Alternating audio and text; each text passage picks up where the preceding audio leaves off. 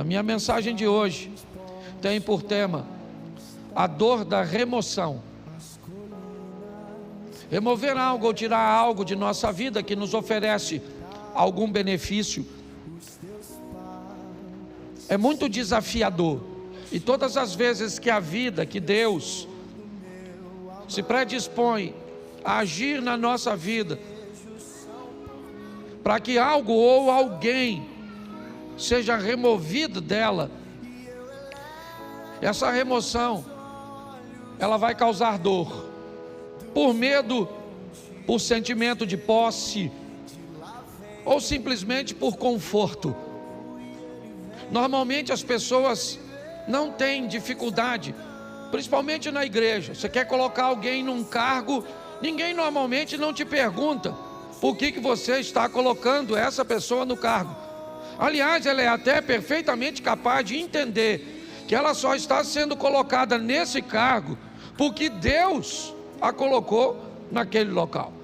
Mas se você precisar remover essa pessoa do cargo, normalmente ela quer uma série de informações, de justificativas para cujas quais ela está sendo removida, retirada de uma função, porque na maioria das vezes, quando algo precisa ser retirado da nossa vida, essa remoção, ela vai nos trazer algum desconforto, alguma dor.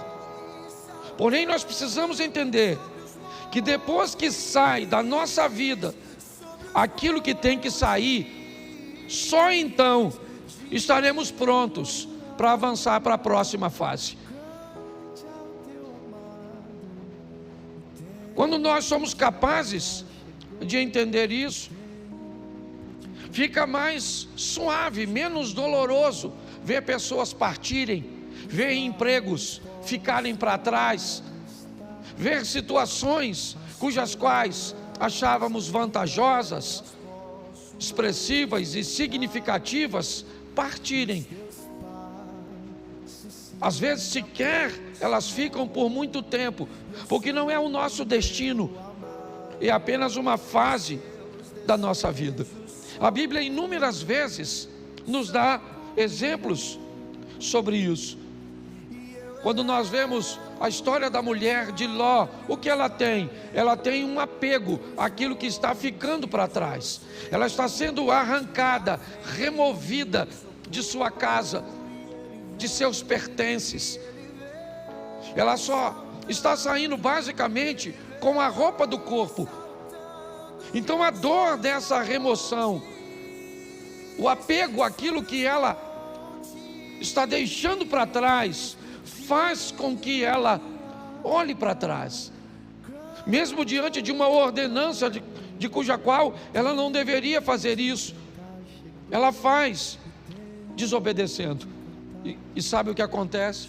Ela não tem mais futuro, ela é paralisada por aquilo. Aquela é uma situação que a paralisa. Mas pastor, muitas vezes nós precisamos retornar, precisamos dar uma olhada, sim, mas não precisa ser num looping onde você retorna onde estava. O movimento pode parecer o mesmo, nós podemos fazer isso numa espiral, onde você volta ao mesmo lugar que estava antes, somente não é na mesma altura. Volta, mas você sabe, quando um avião pequeno, ele precisa decolar num ambiente montanhoso, você sabe o motivo pelo qual o avião do grupo Mamonas Assassinas colidiu com a Serra da Cantareira? Porque ele não tinha força suficiente para decolar como um jato. Não havia nele potência o suficiente para alcançar uma altura. O piloto deveria ter decolado utilizando um sistema de espiral. Decolaria mais baixo, então retornaria e ganharia altura para que conseguisse transpor aquele obstáculo, aquela serra. Quando a vida vai tirar algumas coisas de nós, que ela precisa tirar, e é isso que eu vou te mostrar em 3 exemplos, nós precisamos estar preparados para lidar com essa dor da perda, da separação, com a remoção, né, de algo ou de alguém que precisa ser retirado da nossa vida, porque senão nós não vamos transicionar de fase. Há quanto tempo você não muda de fase na sua vida? Há quanto tempo coisas ruins não acontecem, mas também não acontecem coisas boas? Quando você vive num dinamismo, é lógico que nem sempre coisas boas vão acontecer. A dinâmica da vida traz consigo coisas ruins, mas coisas boas também acontecem. E nós vamos vivendo e crescendo, evoluindo. Mas se nós não soubermos lidar com essa situação, nós vamos ter problemas. O primeiro texto que eu quero usar é um exemplo disso num milagre. Segundo livro dos Reis, capítulo 4, verso de número 4. Põe para mim na tela, por favor. Segundo livro dos Reis, capítulo 4, verso 4. Depois entra em casa, fecha a porta atrás de você e dos seus filhos, e derrame o azeite em todas aquelas vasilhas, e ponha à parte as que forem ficando cheias. Preste atenção na exposição desse milagre, no que a Bíblia está narrando. O milagre está acontecendo, mas todas as vezes que uma botija de azeite se enche, o que esta mulher tem que fazer é retirar essa botija, colocar uma outra no lugar e colocar essa botija para trás.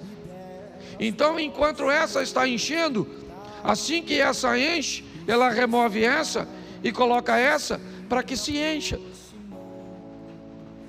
Me parece que a visão é basicamente a mesma. Aconteceu, está tudo certo. E agora, o que eu faço? O que aconteceu agora é passado. Eu tenho que voltar para o ambiente onde as coisas acontecem, e não utilizar o verbo no passado. Eu tenho que entender isso. Nós não podemos ficar vivendo, né, a mesma estação o tempo inteiro. Então aconteceu, tá bom, foi bom ou foi ruim, passou, eu tenho que estar pronto para a próxima fase. Quando não lidamos muito bem com isso, nós podemos ter sérios problemas. E o primeiro é o pai da fé, Abraão. Presta atenção nesse texto aqui, coloca Gênesis 13, verso 14. Gênesis 13, 14, dá uma olhada. 14, por favor, e não 4. Isso. O Senhor diz a Abrão, depois que Ló separou dele, ou se separou dele: olha para mim.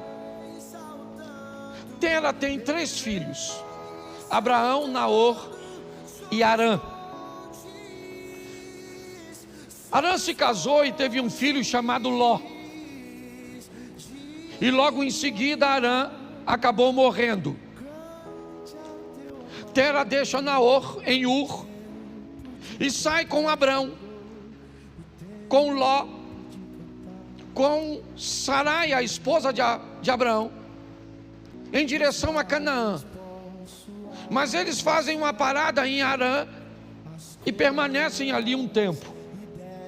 Ali, o pai de Abraão, Tera, acaba morrendo.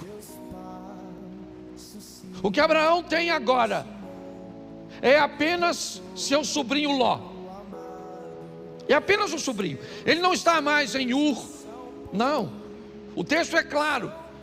Todos os restantes, né, as pessoas restantes, acabam ficando em Ur.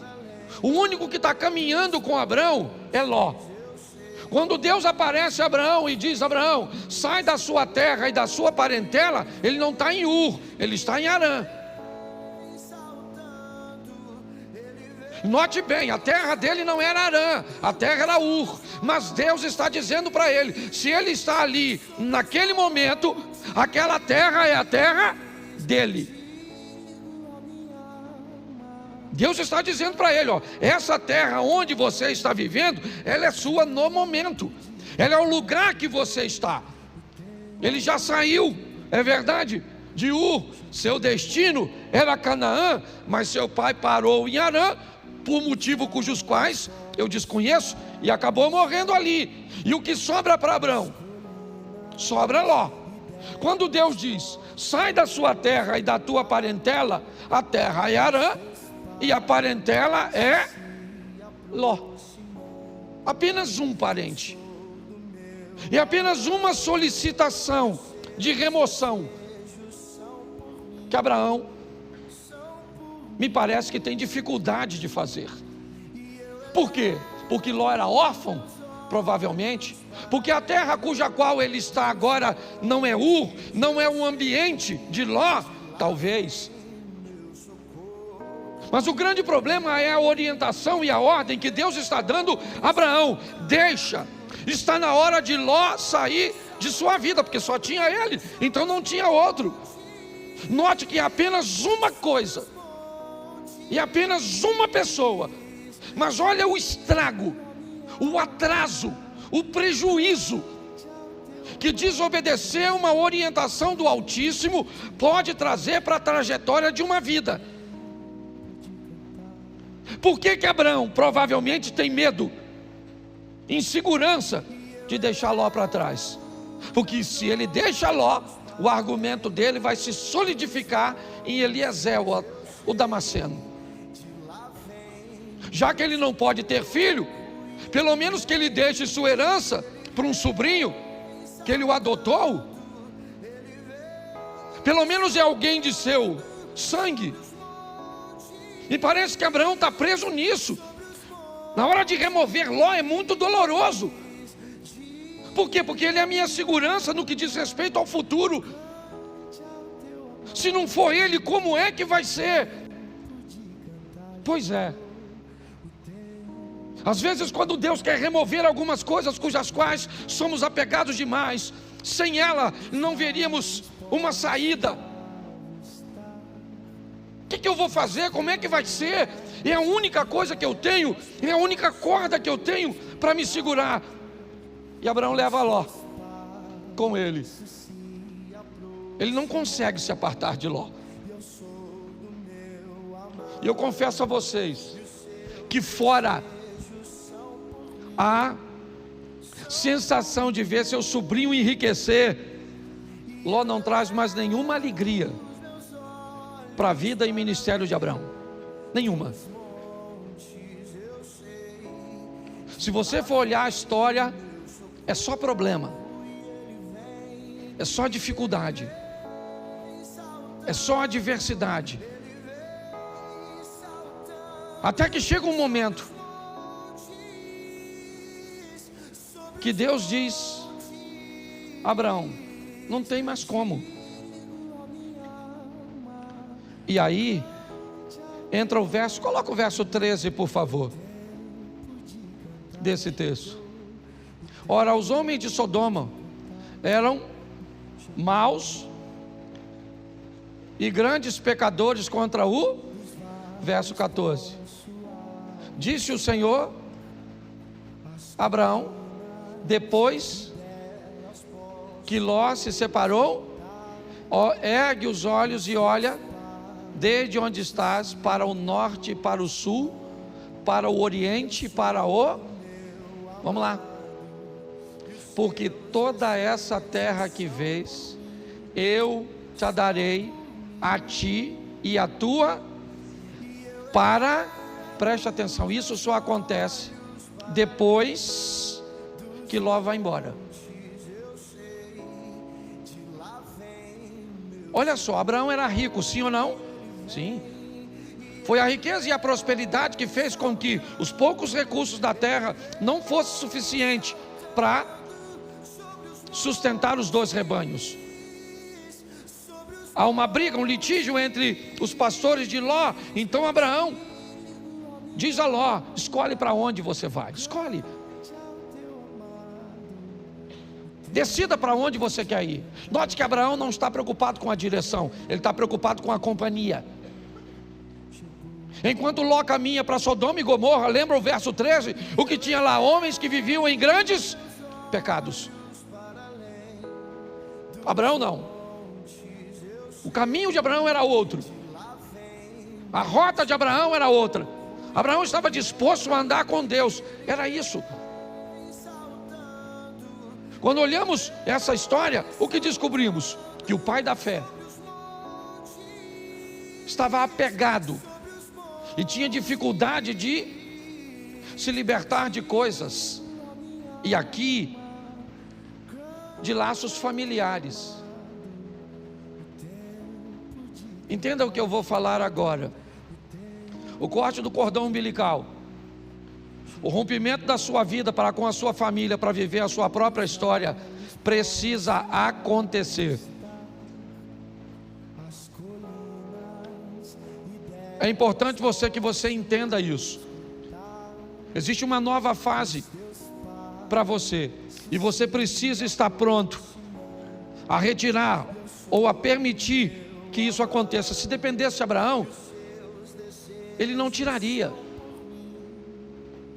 Mas a prosperidade dos dois foram tanta que a terra está dizendo para eles: vocês não têm como viver juntos. Então ele disse: então você vai embora. E o texto diz que assim que Ló sai da vida de Abraão, Deus disse: agora levanta os teus olhos e olha. Agora dá uma olhada. Agora não há limite. Finalmente eu posso fazer na sua vida tudo aquilo que eu sempre quis fazer. Só não conseguia fazer antes porque você ainda estava aprisionado. É importante, eu não sei qual é a prisão ou aquilo que precisa ser removido da sua vida. Eu sei que tem coisas, e principalmente quando o assunto são questões familiares, principalmente, é romper com uma mãe para dar um outro nível para o casamento. É romper com um filho para dar um outro nível para o casamento. Pare e pense. Muitas vezes nós precisamos, não é abandonar, não. Você vai ver o que Abraão ainda vai fazer mais à frente. Mas é importante que nós entendamos isso, que depois que Ló sai da vida de Abraão, as coisas tomam um rumo totalmente diferente. Então, por mais doloroso que seja, esteja pronto para viver essa remoção. Deixa eu usar a segunda, que eu não posso deter muito tempo. Jonas 1,15.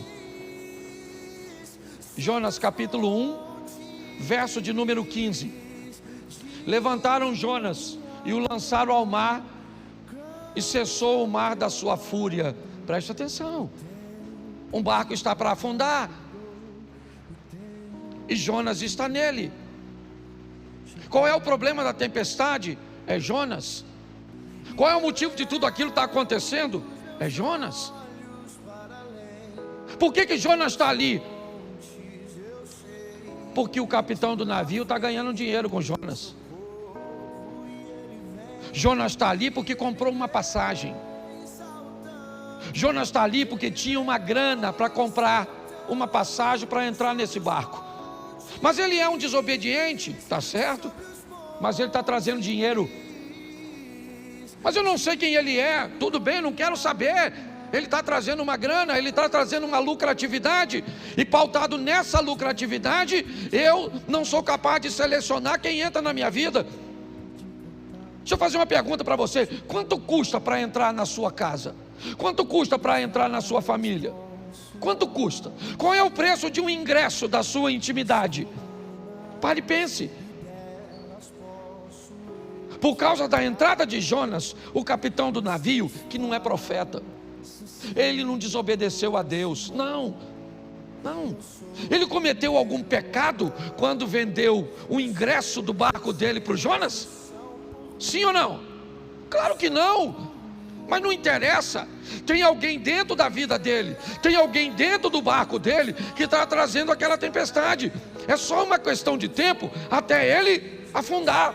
Você sabe o que ele faz, o capitão do navio? Ele pega toda a carga e joga fora. Ele precisava perder a carga? Não, o problema era a carga. O problema era Jonas. Mas ele perde a carga. Porque pessoas perdem aquilo que não precisava perder quando não querem tirar o que precisa ser retirado. Você não quer tirar esse comportamento? Então tá bom. Perde o casamento, perde a intimidade, perde a paz. Mas sabe por que Jonas saiu do barco? Porque o capitão procurou. O capitão está procurando, me parece alguma coisa para jogar fora. O que ele quer é aliviar o barco, já perdeu a carga, é verdade, mas a tempestade continua. Então ele vai no porão, ele desce no porão do navio. Eu já falei isso aqui, ele desce no porão do navio, e lá no escuro do porão, deitado num lugar, está o Jonas. Porque aquilo que às vezes vai te levar para o fundo, não está na luz no convés, está no porão, escondido, quietinho. O que ele está estabelecendo em você, um comportamento, uma postura comportamental que destrói seus relacionamentos, que impede você de ter relacionamentos sadios. Mas quando ele procura, a Bíblia diz: aquele que pede recebe, aquele que busca acha. Então ele não está buscando, ele achou, pegou o Jonas, levou o Jonas no convés, o interrogou, e Jonas disse: não era para eu estar aqui, era para eu estar onde?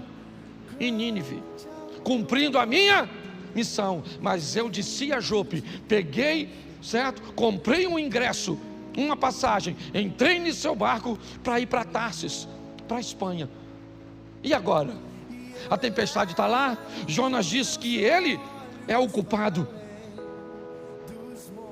Mas e agora? O texto diz que o capitão está com medo de jogar Jonas fora. Quem é esse cara?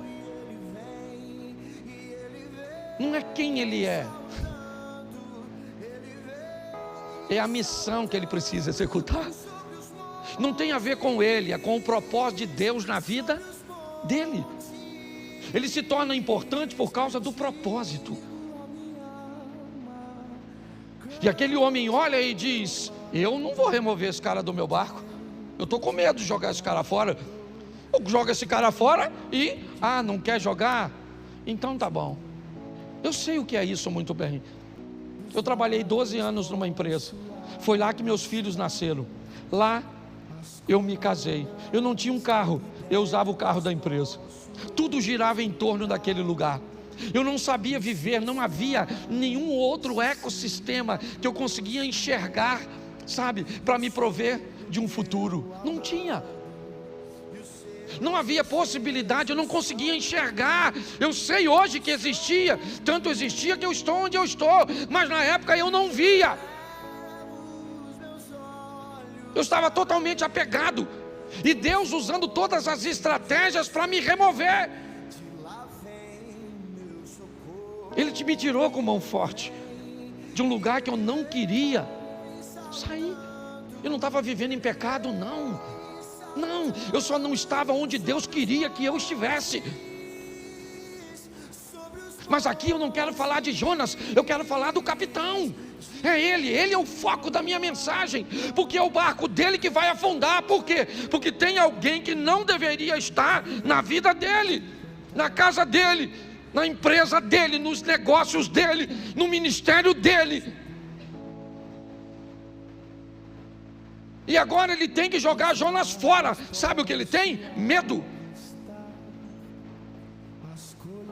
Medo de jogar. Só que ele não vê outra situação. Ele tem que jogar Jonas fora. Verso 15: e levantaram a Jonas e o lançaram ao, e cessou a sua. Aí ele foi lá, mergulhou no mar, pegou a carga toda, trouxe de volta para o navio, e seguiu direitinho, sim ou não? Não. Precisava ter perdido a carga se tivesse jogado Jonas? Sim ou não? Mas perdeu a carga porque não achou o Jonas. Então fala para quem está do seu lado: acha o Jonas.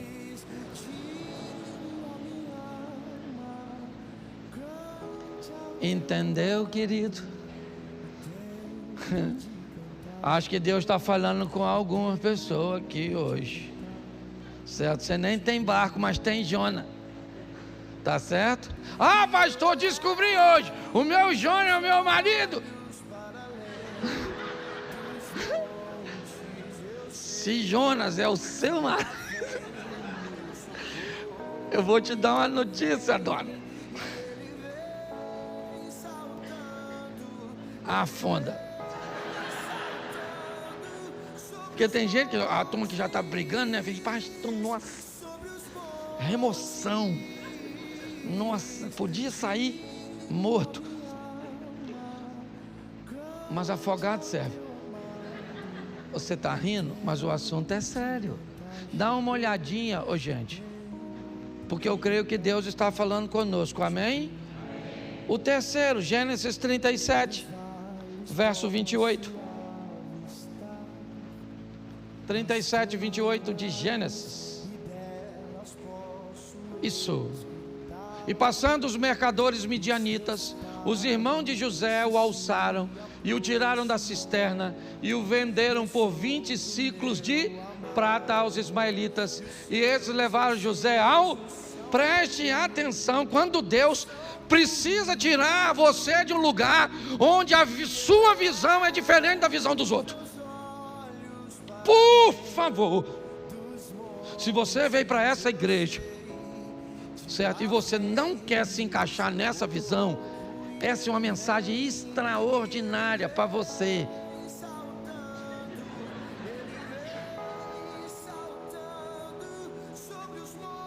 O José é um cara que ele vê o mundo, as coisas, ele aspira, seu comportamento é diferente de seus irmãos.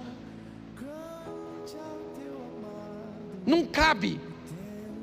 Eu não estou dizendo que Rubem, Simeão, Levi, Isacar, Zebulun, Gad, Azer, Naftali, certo? Eu não estou dizendo que eles estão errados. Eu estou dizendo que há uma visão diferente. E Deus então vai remover José. Sabe o que ele é? Irmão dos caras. Sabe, ele vai ser vendido como? Repita comigo, é melhor ser um escravo na mão de estranhos do que irmão de uma família de invejosos.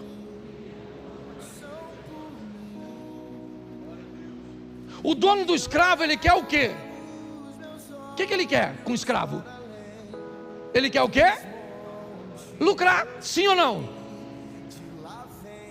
Então, pro dono do escravo, quanto mais ele lucrar, melhor. O que o escravo vai fazer lá na frente? Se o escravo amanhã se tornou governador do Egito, o cara não quer saber. O que ele quer saber é o quanto ele ganhou quando vendeu o escravo. Mas um ambiente de invejoso, ele está preocupado com o que você pode se tornar no futuro. É isso que vai incomodá-lo. Então o propósito, enquanto o dono do escravo não se preocupa com o escravo amanhã, desde que tenha ganho com ele, o invejoso não, ele se preocupa totalmente com o amanhã, com aquilo que você pode se tornar. Porque na verdade, na maioria das vezes, todo mundo quer ver você bem, desde que não seja melhor do que ele. Na maioria das vezes é assim que funciona.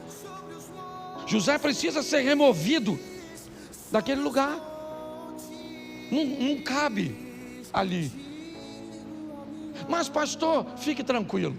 Essa é uma questão de família, e uma família bem organizadinha. Não esqueça que esse cara, ele é bisneto de Abraão, sim ou não? Isso. Ele é filho de Jacó, que é filho de Isaac, que é filho de Abraão. Essa é uma história sensacional no que diz respeito à família. Por quê? Porque José é vendido pelos irmãos aos ismaelitas e vai para o Egito, como nós lemos o texto. No Egito, então, ele se torna governador e depois de anos, seus irmãos vêm morar numa terra que ele conquistou para seus irmãos. Olha só, nessa história, os irmãos de José cabem na vida de José naquele momento que ele está lá? Sim ou não? Não. Mas quando ele migra para o Egito e se torna governador, quem é que vem morar com ele? Os irmãos. Tem gente que não cabe na sua vida hoje, mas vai caber. Tem ambientes que hoje precisa ser retirado de você. Talvez porque você não tem habilidade para lidar com ele. Mas todas as vezes que Deus quer remover isso, ou quer remover algo, alguém da nossa vida, se esse ambiente, se essa pessoa nos traz alguma vantagem, nós vamos ter sérios problemas. Isso aconteceu com Abraão, como eu citei aqui para vocês. Isso aconteceu com aquele homem que teve seu navio ameaçado porque alguém não devia estar lá, e mesmo na hora de remover foi desafiador. E para José também foi difícil ver seus irmãos ficarem para trás e ele ser vendido. Hoje, o que eu entendo aqui para todos nós é que algumas coisas precisam ser retiradas, removidas. Essa palavra veio a mim quando eu ouvi aquela ministração na Slavec, onde aquela ideia de graça que me trouxe até aqui foi ampliada, não diminuída, ampliada. É uma nova fase. É importante que nós venhamos a respeitar o tempo da mudança. É um grande desafio para nós. Eu não sei se você sabe, mas a história de Abraão começa com 75 anos de idade. Isaac nasce, Abraão tem 100 anos. Foram 25 anos depois. Ele teve que vivenciar tudo aquilo. Talvez por isso ele seja chamado pai da fé. Hoje muitas vezes Deus tenta remover coisas tão pequenas. Eu vou falar aqui algo, não vou expor a intimidade de ninguém, mas não sei nem se o casal que eu atendi está aqui, mas não vou citar seu nome de forma nenhuma aqui. Eu estava atendendo agorinha mesmo um casal que corre o risco de se divorciar porque a mulher tem dificuldade de remover o celular, de remover o vocabulário. E se não fizer isso, o casamento acaba. Mas ela tem dificuldade de remover, porque todas as vezes que algo precisa ser retirado, nós temos muita dificuldade. Tenta fazer uma devocional toda manhã. Tenta. E você vai encontrar com diversos obstáculos que você precisa remover. Tenta levantar de manhã, fazer a sua oração, fazer sua leitura bíblica, fazer um período de meditação. Eu não sei de quanto tempo você pode, mas tenta fazer isso. A probabilidade de você não conseguir é muito grande, porque para colocar essas coisas em prática, você vai ter que remover outras coisas que você já faz e que lhe oferece conforto. Tenta orar toda noite com sua esposa, de mãos dadas. Tenta fazer jejum pelo menos 2 ou 3 vezes na semana. Tenta para ver. Pastor, por que é tão difícil? Porque antes de fazer aquilo, você vai precisar remover outras coisas que já estão estabelecidas, que te oferecem vantagens, que te oferecem conforto. Hoje a minha proposta, sabe, é trazer esse entendimento para você. Eu fecho aqui na minha devocional de sexta-feira. Eu vivi uma das maiores experiências, porque hoje não era para eu estar aqui. Hoje era para eu estar envolvido num escândalo e preso, com meu nome passando na mídia. Mas por causa da minha devocional, e eu tenho certeza, uma oração tão simples que eu fiz naquela manhã, me deu condições de chegar no lugar 20 minutos antes e resolver um problema que ia acabar com a minha vida. Você sabe quantos minutos eu orei naquela sexta-feira? Talvez de 5 a 7. Sabe aquela oração que você levanta e entrega o dia? Sabe, Senhor, toma esse dia, toma isso, toma aquilo, oro para o fulano, para o ciclano, aquela coisa. Então eu vou falar uma coisa para vocês. Para ter bons hábitos, nós vamos ter que remover os ruins. E se você achar que não consegue fazer isso, vai continuar com os ruins mesmos.